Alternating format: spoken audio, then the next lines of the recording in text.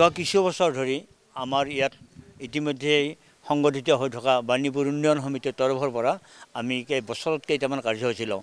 তাৰ ভিতৰত আমাৰ এইটো ৰাষ্ট্ৰীয় কাৰ্যসূচী হিচাপে গান্ধী জয়ন্তীত আমি পৰিষ্কাৰ পৰিচ্ছন্নতাৰ প্ৰতি গুৰুত্ব দি আমি এই ৰাস্তাটো পৰিষ্কাৰ কৰা আমি নিজ হাতে কৰোঁ। যোৱা কিছু বছৰ ধৰি আমি চলাই আহিছোঁ আৰু আশা কৰোঁ ৰাইজে আমাক ভৱিষ্যতলৈ এনেকৈ সহায় কৰিব। বৰ্তমানলৈকে সহায় সহযোগ কৰি আছে। আমাৰ ৰাস্তাটো বৰ দীঘলীয়া নহয় যদিও আমাৰ সকলোখিনি মানুহে আমাৰ ইয়াত সম্পূৰ্ণ সহযোগ কৰে আৰু আমি ভাবোঁ প্ৰত্যেকে যদি আমাৰ নিজৰ ৰাস্তাবিলাক চাফা কৰি লওঁ তেতিয়াহ'লে এইটো দেশৰ কাৰণে এটা ডাঙৰ অৰিহণা যোগোৱা হয়।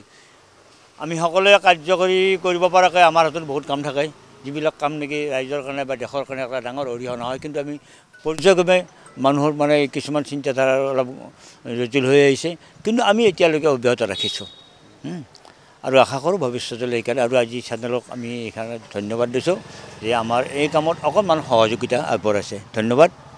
মোৰ নাম চন্দ্ৰকান্ত কলিতা।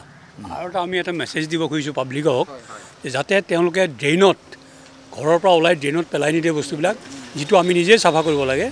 সেইসকলক আমি এটা মেছেজ দিব খুজিছোঁ যে তেওঁলোকে নিজৰ জেগাটো পৰিষ্কাৰ পৰিচ্ছন্ন কৰি ৰখাটো তেওঁলোকৰ নৈতিক দায়িত্ব।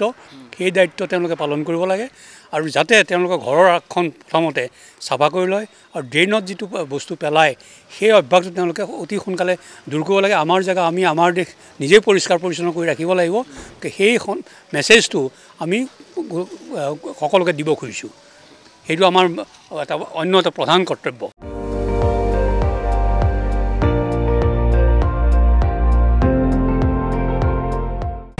আপুনি চাই আছে ND24, সৰ্বশ্ৰেষ্ঠ নহয় সৰ্বোত্তমৰ দৌৰা।